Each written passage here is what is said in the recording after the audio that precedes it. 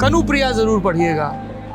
धर्मवीर भारती की कनुप्रिया वो कविता है, वो लंबी कविता है जिसने मुझे प्रेम के वैराग्य को समझना सिखाया है। कान्हा मेरा रक्षक है, मेरा बंधु है, सहोदर है। अक्सर जब तुमने वंशी बजाकर मुझे बुलाया और मैं मोहित मृगी सी भागती चली आई और तुमने मुझे अपनी बाहों में कस लिया, तो मैंने डूब कर कहा, कनु मेरा लक्ष्य है, मेरा आराध्य, मेरा गंतव्य। Brought to you by Punjab National Bank, भरोसे का प्रतीक। PNB Home Loan Expo on 7th and 8th February 2025. ये दीपक जी हमको वाणी प्रकाशन लेके आए हैं। सबसे पहले हमको देखिए स्वदेश दीपक जी की किताबें। स्वदेश दीपक जी बहुत कमाल के नाटककार हैं। उनका कोर्ट मार्शल बहुत मशहूर नाटक है। ये एक किताब अगर आपका जी थोड़ा कड़ा है तो पढ़िएगा, क्योंकि ये आपका इम्तिहान लेती है। It's not a easy read, है ना। मैं आपका दोस्त हूँ तो मुझे ईमानदारी से बताना चाहिए, बट ये अद्भुत किताब है। और पर मैं ये कहूँगा कि जो लोग मेंटल हेल्थ के किसी भी इशू से जूझ रहे हैं वो शायद अवॉइड कर सकते हैं इस किताब को पढ़ना। और ये एक सीटिंग वाली में मत करिएगा कि आज एक रात में पूरी निपटानी है, उस तरह से नहीं है। हाँ, किताबें निपटानी नहीं है गुरु, करेक्ट। कुछ भी नहीं निपटाना है जीवन में, है ना। इनको 22 साल की बाली उम्र में और मुझे 42 साल की पकी हुई उम्र में ये बात समझ में आई है। संख्या का महत्व नहीं है, है ना। तथागत के प्रवचन नहीं पढ़ने हैं, तथागत के प्रवचनों को समझना है और आत्मसात करना है। हाँ जी, वाह।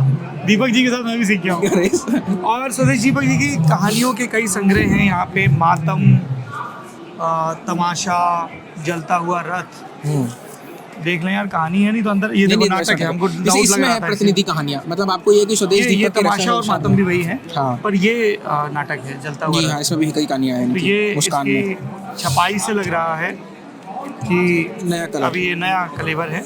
और ये उनकी सबसे आखिरी कहानियां हैं बगोशे के नाम से, है ना। इसको पढ़िए। एक किताब मैं आपको बता दूं, मेरी ऑल टाइम फेवरेट किताबों में से एक है। बिज्जी को मैं रिकमेंड जरूर करना चाहूँगा। 26 कहानियां हैं बिज्जी की। आप अनमोल पालेकर साहब के साथ जो हमारा G18 हुआ था, अमोल पालेकर साहब के साथ हमारा G18 हुआ था, उसमें भी उनको देख सकते हैं। उन्होंने खूब बात की है बिज्जी की, और राजस्थान के बहुत ही और भारतीय भाषा पर उन्होंने खूब लिखा है, लेकिन राजस्थान में उनका बहुत कमाल का काम रहा है। जी, ये मेरी फेवरेट किताबों में से एक है। भगवान सिंह की अपने अपने राम। अच्छा। ये रामायण को देखने और पढ़ने का एक आपको बिल्कुल नया नज़रिया देगी, क्योंकि ये पूरे रामायण को एक विशाल षड्यंत्र कथा की तरह पेश करता है। You should read this book. Akshat, come, let me gift you this book. अरे मेरा भाई है, ज़्यादा लोड मत लीजिएगा आप लोग कि ये पाँव छुआते फिर रहे हैं, ठीक है।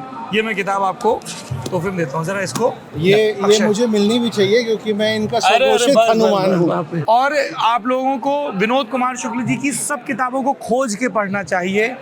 और हिंदी समझने वाले हर व्यक्ति को इस बात का गर्व होना चाहिए कि उनके समय में एक इतना संत और शिशु और प्रकृति सा सरल और ज़रूरी लेखक है जो सांस ले रहा है इसी वक्त जब मैं आपसे मुखातिब हूँ। और उनकी ये दीवार में खिड़की रहती थी, नौकर की कमीज़, हरी घास की छप्पर वाली झोपड़ी और बौना पहाड़, कितनी ही हैं। बच्चों के लिए नगाता लिखते हैं।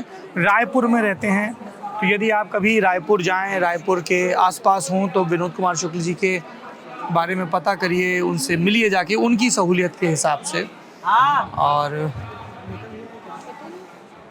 और आगे आ जाइए, आइए, थोड़ा सा रास्ता दे देंगे प्लीज़। रामदर्श मिश्र जी बहुत अच्छा लिखते हैं। अभी पद्मश्री से सम्मानित हुए जी, हैं। पद्मश्री से। ये और विद्यानिवास मिश्र, विद्यानिवास जी का एक निबंध है, जरूर पढ़िएगा, मेरे राम का मुकुट भीग रहा है। अच्छा। बहुत सुंदर निबंध है। ये हम लोगों के मास्टर्स नरेंद्र कोहली जी की अवसर रखी हुई। आप लोग अक्सर पूछते हैं शुरुआत किससे करें, तो प्रेमचंद की मानसरोवर वो हो सकती है कहानियों का शुरुआत। संग्रह। ये विश्वास पाटिल वही है पानीपत वाले?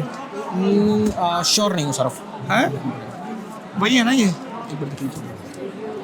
और बाय द ऑथर क्या होगा?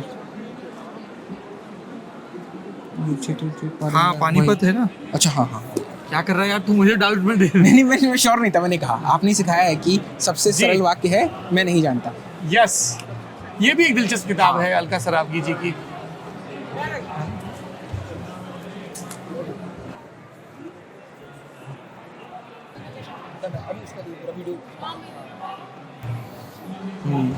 कोई दिख रही है रोचक? देख रहा हूँ सौरभ। ये बहुत अच्छी किताब है। अगर आपकी फिल्मी गीतों में दिलचस्पी है तो ये काली औरत का ख्वाब, बेसिकली ये फिल्म फेयर की ट्रॉफी का मेटाफर यूज़ किया है इरशाद कामिल ने, और अपने तमाम चर्चित गानों के पीछे की बहुत ज़ोरदार कहानियाँ हैं। और जिसमें सोने पे सुहागा ये है कि जिस तरीके से वो लिखते थे वो टेक्स्ट भी है इसमें, है ना।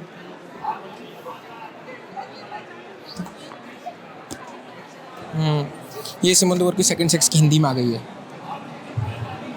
जी, ये भी एक बहुत ज़रूरी किताब मानी जाती है। एक ये किताब 100 दलित आत्मकथाओं का इतिहास एवं विश्लेषण, ये मोहनदास नैमिषारय ये मोहनदास नैमिषारय जी ने इसको कंपाइल किया है, और वो मेरे ख्याल से दिल्ली यूनिवर्सिटी में प्रोफेसर हैं। जी समझते हैं। नहीं, वो शिवराज सिंह बेचैन जी हैं वो शायद। हिंदी डिपार्टमेंट के एचओडी भी रह चुके हैं। डिपार्टमेंट जी में, हाँ। ये मैंने आप लोगों से नेता नगरी में जिक्र किया था, वो किताब यहाँ उपलब्ध है।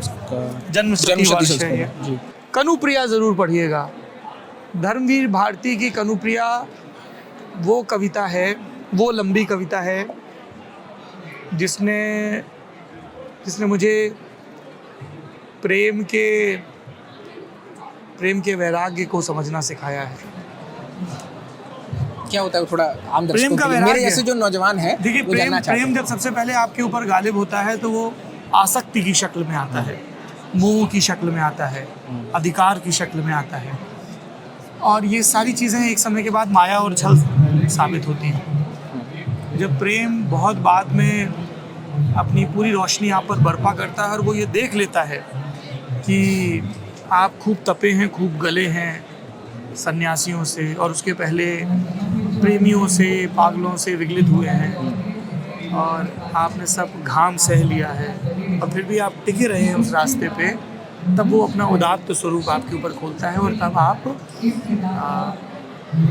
प्रेम की लय में जब आते हैं तो आप, इसीलिए वो वैराग्य आ जाता है कि आपको पता है कि नहीं भी है तो भी है।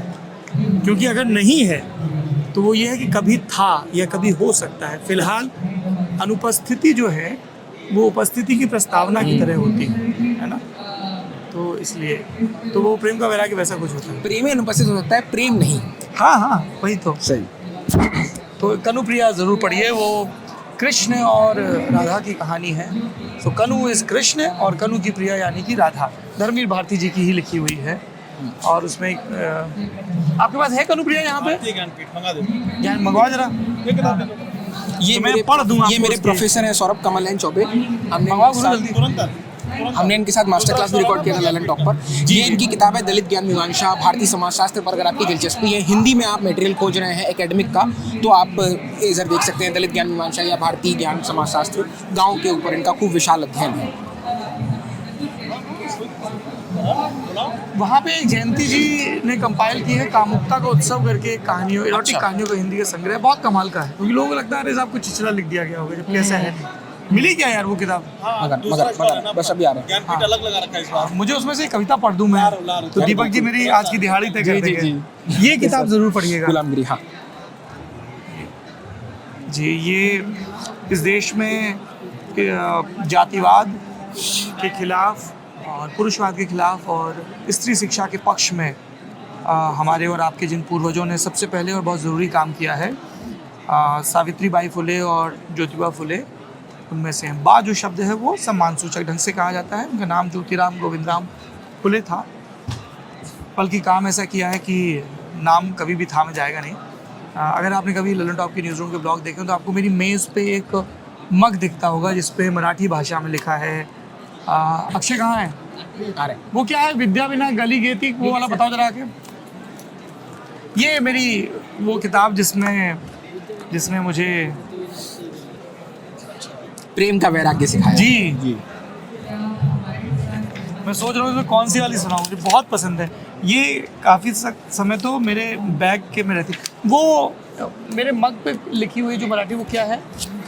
विद्या विना मती गेली, मती विना नीति गेली, नीति विना वित्त गेले, और फिर शूद्र खचले। यानी विद्या नहीं है तो विद्या विना मती गेली, तो विजडम गई। मती बिना नीति के लिए, विजडम नहीं है तो पॉलिसी नहीं है, पॉलिसी नहीं है तो पैसे नहीं है, पैसे नहीं है तो फिर शूद्र और तो समाज बिगड़ेगा। में बिल्कुल हाँ नीचे कर देगा।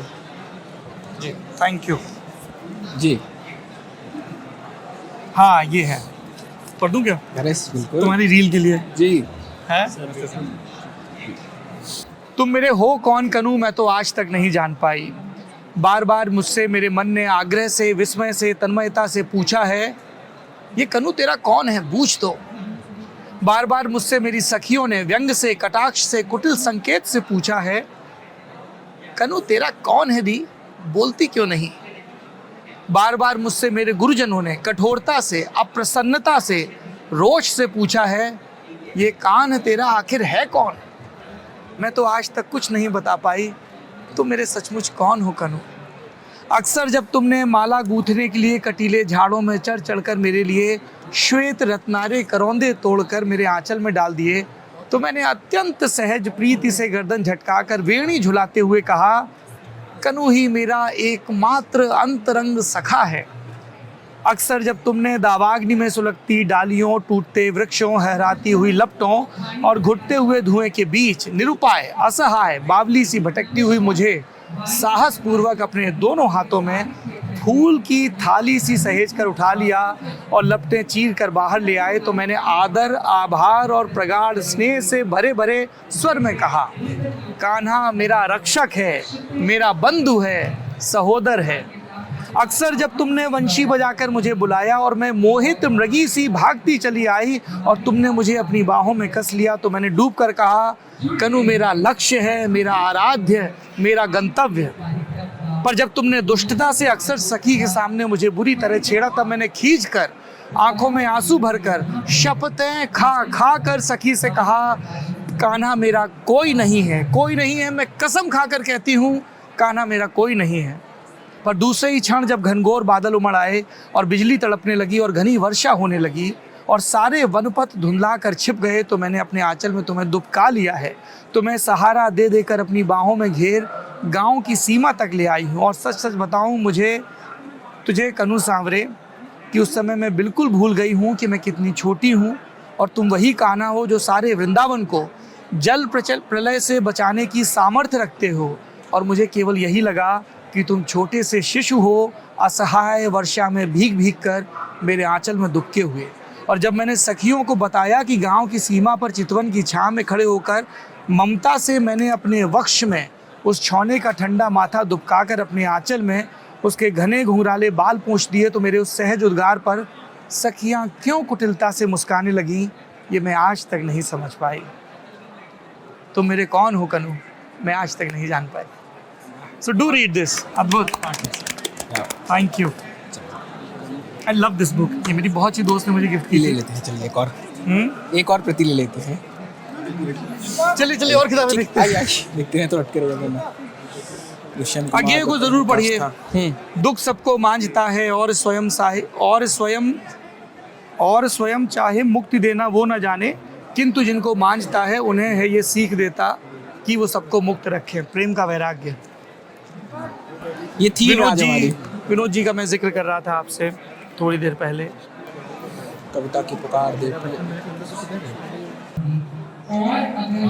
ये सब नाटक हैं, सब नाटक के उस्ताद लोग हैं। ये नादरा ज़हीर बब्बर, मोहन महर्षि, अरविंद गौड़, विजय तेंदुलकर, सुरेंद्र वर्मा।